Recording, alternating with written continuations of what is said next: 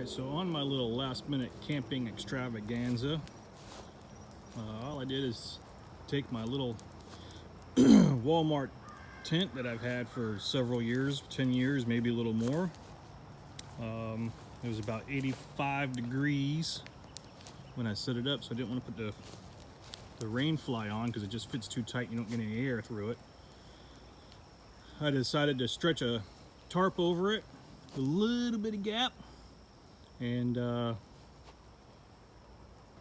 let some wind go through it. That way it didn't get too hot. About 3 o'clock in the morning it did drop down into high 60s and it got a little chilly, but it was comfortable to me. 4 guide wires, a couple of homemade front posts.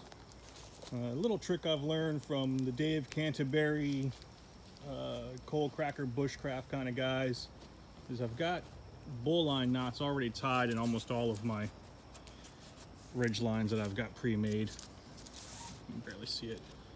So it kind of speeds up setup. This is a cool little trick I've learned from them is I got some Presic knots already tied on one of them. So if I'm doing just a tarp, I can just tie it up and then use a toggle to hold the tarp on. But that was home for the night. It was more than comfortable. I wasn't on the ground. I got a Plummet inflatable bag mat in there. It's not insulated because again it's Florida and just doesn't get that cold very often. If it does get cold, I've got a foam mat I can put under it to try to insulate from the ground. But that's about it. I'm gonna let the fire burn down, enjoy a little coffee, and oh yeah, there is a dirty little secret about my little camp spot here.